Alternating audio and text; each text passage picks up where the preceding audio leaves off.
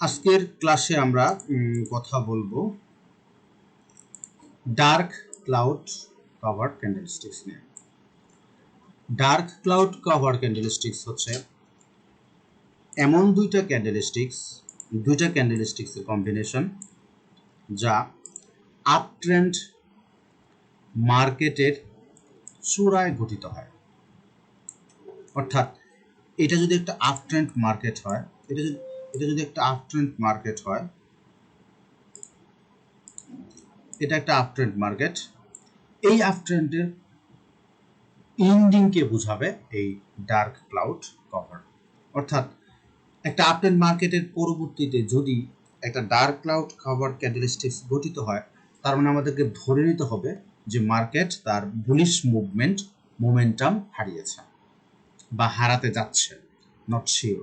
ফরেক্স মার্কেটে বা স্টক মার্কেটে কখনোই কোনো কিছুই 100% নিশ্চিত নয়, বাট আমরা এটা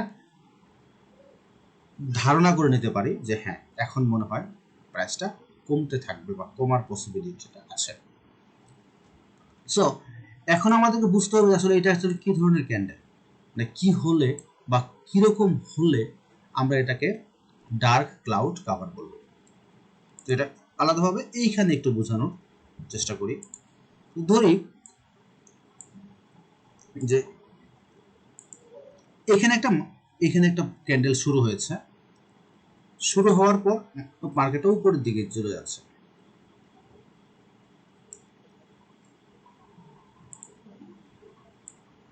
এরকম ভাবে একটা ক্যান্ডেল ক্রিয়েট হলো।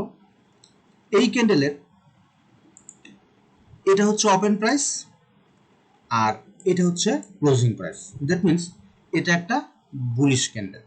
এখন এই বুলিশ ক্যান্ডেলের এইখানে একটা নোচ ছোট থাকতেও পারে বা এখানে একটা ছোট নোচ থাকতেও পারে, নাও থাকতে পারে, কিন্তু বেশি বড় নোচ হবে না, বা শ্যাডো খুব বড় কোনো শ্যাডো হবে না, 2-4 পিক্সেল শ্যাডো হতে পারে, নাও হতে পারে।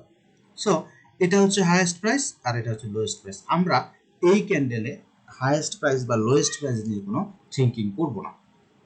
আমাদেরকে বুঝতে হলে আমাদেরকে এভাবেই বুঝতে হবে যে হ্যাঁ, এটা একটা বুলিশ ক্যান্ডেল। বুলিশ ক্যান্ডেলের এটা হচ্ছে ওপেন প্রাইস এবং এটা হচ্ছে ক্লোজিং প্রাইস।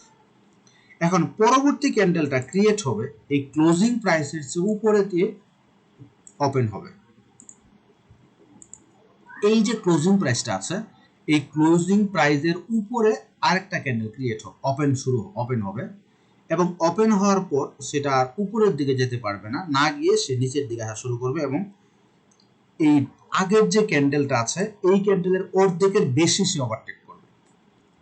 এখন এই ক্যান্ডেলটাকে আমরা বলতে পারি, যদি আমরা বলি যে এই ক্যান্ডেলটার দৈর্ঘ্য হচ্ছে এতটুকুর মধ্যে এতটুকুকে ধরে নেই যে এটা অর্ধেক, মানে এটুকু 50% আর এটুকু 50%। এই দ্বিতীয় ক্যান্ডেলটা শুরু হবে প্রথম ক্যান্ডেলের ক্লোজিং প্রাইসের চেয়ে উপরে এবং শেষ হবে প্রথম যে ক্যান্ডেলটা আছে এই ক্যান্ডেলের অর্ধেকের চেয়ে বেশি নিচে নেমে যাবে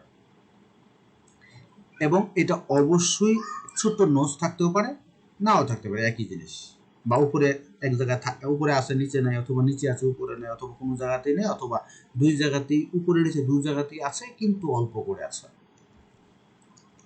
এইরকম একটা ক্যান্ডেলের কম্বিনেশনকে আমরা ডার্ক ক্লাউড কভার বলব। এটা একটা বেয়ারিশ মুভমেন্টের সূচনা আফটার দ্য বুলিশ মার্কেট। ওকে, এখন আমরা পরবর্তী ক্যান্ডেলটা অবশ্যই আরেকটা বেয়ারিশ ক্যান্ডেল হবে এবং সেই ক্যান্ডেলটা যেখানেই ক্রিয়েট হোক না কেন কিন্তু সেটা ক্লোজ হবে প্রথম ক্যান্ডেলের নিচে। এটা ওপেন যেখানেই হোক না কেন কিন্তু ক্লোজটা হবে প্রথম ক্যান্ডেলের লোয়েস্ট যে প্রাইস বা ওপেন যে প্রাইস তার নিচে। দ্যাট মিনস এটা হচ্ছে ওপেন প্রাইস প্রথম ক্যান্ডেলের অথবা লোয়েস্ট প্রাইস, এই ক্যান্ডেলের নিচে এখানে আসতে হবে। যখনই প্রথম ক্যান্ডেলের ওপেন বা লোয়েস্ট প্রাইসকে ওভারটেক করবে তখনই আমরা তৃতীয় ক্যান্ডেলের যখন ওভারটেক করবে তখনই আমরা এখান থেকে একটা সেল থিঙ্কিং করব। এটা হচ্ছে আমরা যখন শুধুমাত্র ক্যান্ডেলের মাধ্যমে ট্রেডটা করব তখন আমরা এই কথাটা এইভাবে বলতে পারি।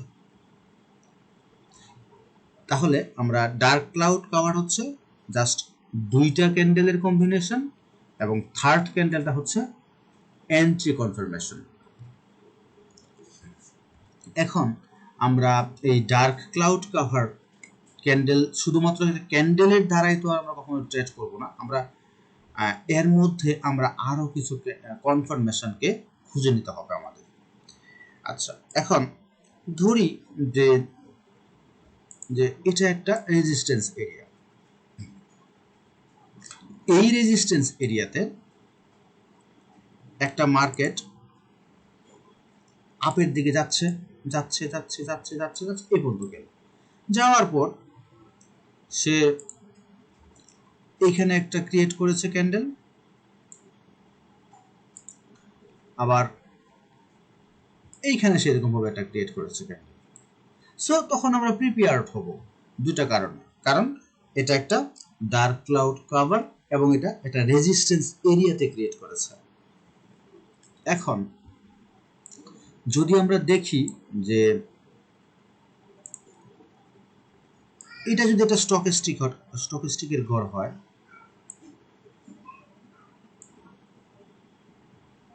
এটা হচ্ছে 20 আর এটা হচ্ছে 80। এখন আমরা যদি স্টকেস্টিক আরএসআই যদি এরকম ভাবে চলাফেরা করে, তাহলে আমরা যদি যখন দেখব যে হ্যাঁ পরবর্তীতে যে ক্যান্ডেলটা ক্রিয়েট হয়েছে এটা এখান থেকে শুরু হয়ে এই পর্যন্ত চলে গেছে,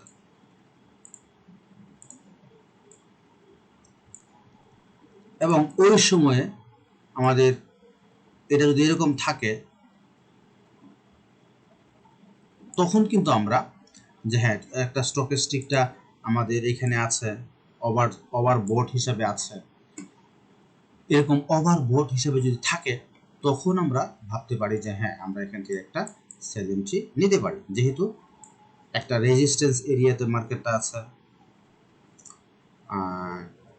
আরএসআই বা স্টকেস্টিকের মাধ্যমে ওভারবোট অবস্থায় আছে এবং ওভারবোটটাকে ওভারটেক করে দিকে নিচে নেমে যাওয়া শুরু করতেছে, তখন আমরা অবশ্যই এরকম একটা এন্ট্রি নেওয়ার থিঙ্কিং করতে পারি।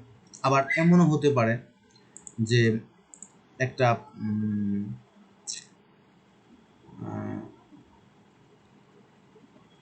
200 EMA বা 100 EMA এরকম ভাবে যাচ্ছে, 200 EMA এরকম যখন আমরা দু তিনটা কনফার্মেশন বা কনফ্লুয়েন্সকে পেয়ে যাব তখন আমরা সেলের চিন্তা করব। কিন্তু শুধুমাত্র একটা ক্যান্ডেলস্টিক্সের উপর বেসিস করে, শুধুমাত্র একটা কজের উপর বেসিস করে তো আমি কখনোই ট্রেড নিতে পারবো না। আবার এমন কি হতে পারে যে এখানে একটা ট্রেন্ড লাইন ছিল,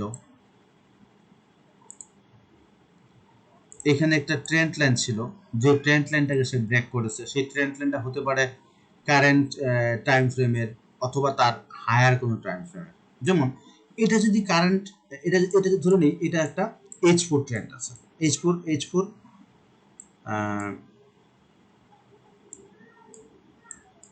এটা ধরলাম যে এটা H4 চার্ট, এই H4 চার্টের মধ্যে এই সিনারিওটা হচ্ছে, যখন H4 চার্টের মধ্যে এই সিনারিওটা হবে এবং এই ট্রেন্ড লাইনটা যদি হয় D1 এর, যে এটা একটা D1 এর একটা ট্রেন্ড লাইন,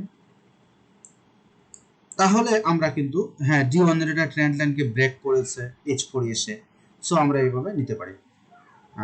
এখান থেকে তখন আমরা, অর্থাৎ আমাদেরকে শুধু ডার্ক ক্লাউড কভারকে চিনলেই হবে না, ডার্ক ক্লাউড কভারের সাথে আরো দুই চারটা কনফ্লুয়েন্সকে মিলিয়ে আমাদেরকে ট্রেডগুলো নিতে হবে। আর আমরা জানি যে আমরা যখনই ক্যান্ডেলস্টিক্সকে অ্যাপ্লাই করব বা ক্যান্ডেলস্টিক্সকে প্রায়োরিটি দিয়ে ট্রেড করব তখন আমাদেরকে লোয়ার টাইম ফ্রেমে যাওয়াটা খুব একটা সমীচীন কিছু হবে না, কেননা ক্যান্ডেলস্টিক্স সবসময় হায়ার টাইম ফ্রেমে খুব ভালো কাজ করে এবং সেটা অবশ্যই H4 এবং D1 is best, and confluence যদি আরও কম হয় তাহলে H4টাও আমাদেরকে অ্যাভয়েড করতে হবে।